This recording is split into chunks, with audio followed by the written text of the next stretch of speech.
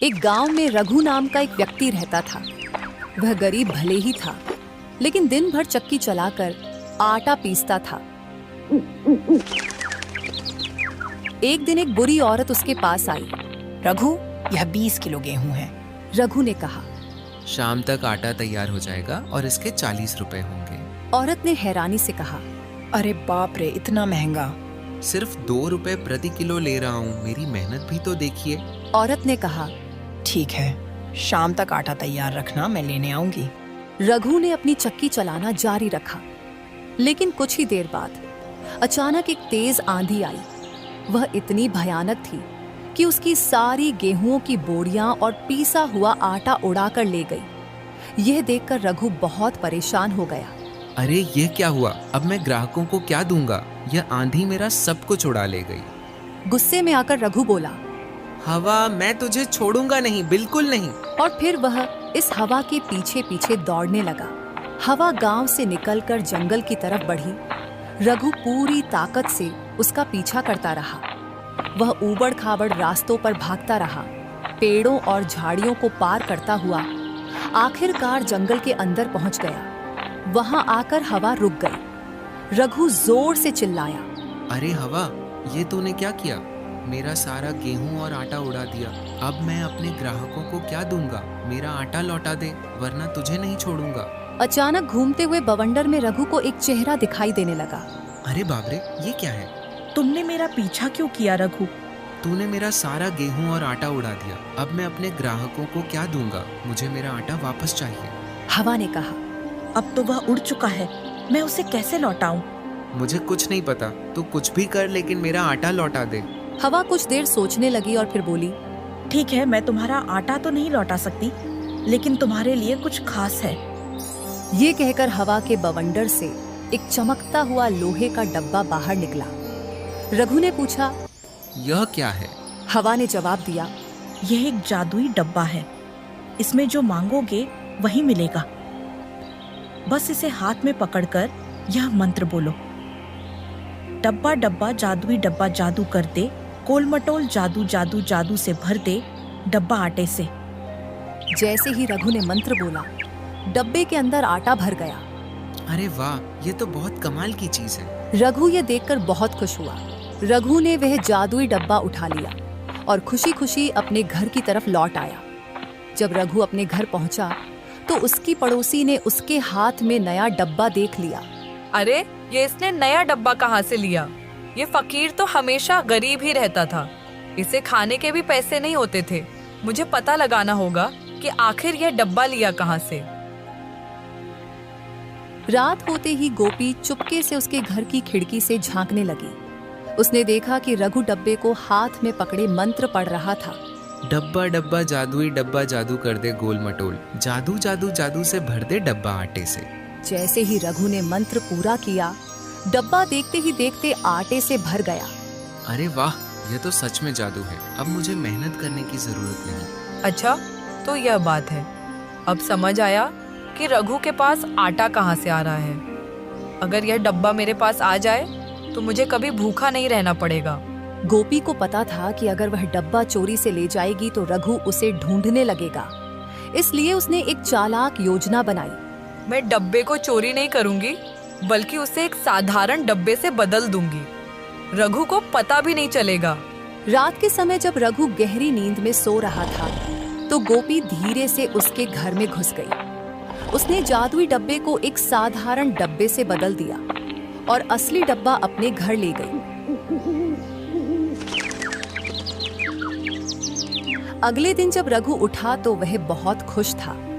उसने जादुई डब्बा, जो असल में अब साधारण डब्बा था, को हाथ में लिया और मंत्र पढ़ने लगा।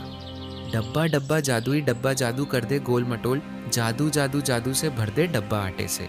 लेकिन इस बार कुछ नहीं हुआ। डब्बे में एक दाना भी आटे का नहीं आया। अरे ये क्या हुआ? जादू क्यों नहीं हो रहा? उसने कई बार मंत्र दोहराया, लेकिन डब्बे में एक दाना भी नहीं आया। अब रघु सोचने लगा कि जादुई हवा ने उसके साथ धोखा किया है। इस जादुई हवा ने मुझे ठग लिया। अब मैं इसे बिल्कुल भी नहीं छोड़ूंगा। मैंने तुम्हें कोई धोखा नहीं दिया। ये लो तुम्हारा जादुई डब्बा, ये अब काम ही नहीं कर रहा। हवा ने डब्बे को देखा और मुस्कुराकर बोली, अरे भाई, ये तो वही डब्बा ही नहीं है। रघु ने कहा। तो क्या मैं झूठ बोल रहा हूँ? गुस्सा मत करो रघु, लगता है किसी ने तुम्हारा डब्बा बदल दिया है। लेकिन फिक्र मत करो, मैं तुम्हें कुछ और देती हूँ। ये लो, ये एक जादुई थैला है। जब भी तुम्हें कुछ चाहिए इसे खोलकर कहना, थैला थैला जादुई थैला, जादू कर दे गोल मटोल, जादू जादू जादू से थैला भर दे आटे से। रघु को इस नए जादुई तोहफे पर यकीन नहीं हो रहा था। उसने झट से थैला पकड़ा और मंत्र पढ़ा। थैला थैला जादुई थैला, जादू कर दे गोल मटोल, जादू जादू जादू से थैला भर दे आटे से। जैसे ही मंत्र पूरा हुआ, थैले के अंदर आटा भर गया। रघु ने खुशी से कहा, अरे वाह, अब तो मैं कभी भूखा नहीं रहूंगा। इस बार मेरे साथ कोई धोखा मत करना। हवा ने कहा। बिल्कुल नहीं भाई, अब तुम जाओ और आराम की जिंदगी जियो। रघु खुशी खुशी घर लौट आया। रास्ते में उसकी पड़ोसन गोपी ने उसे थैला पकड़े देखा। लगता है इस थैले में भी कोई जादू है, मुझे पता लगाना ही होगा। रात होने का इंतजार करने के बजाय इस बार उसने दिन में ही रघु की जासूसी करने का फैसला किया। गोपी ने चुपके से खिड़की से झांका। रघु ने थैले से आटा निकालकर बोरे में भरा और मंत्र पढ़ने लगा। थैला थैला जादुई थैला, जादू कर दे गोल मटोल, जादू जादू जादू से थैला भर दे आटे से। जैसे ही मंत्र पूरा हुआ, थैला फिर से आटे से भर गया। रघु बहुत खुश था और बार बार थैला भरकर आटा इकट्ठा करता गया। अच्छा हुआ, इस बार जादुई हवा ने मेरे साथ कोई धोखा नहीं किया। लेकिन यह देखकर गोपी के दिल में लालच जाग उठा।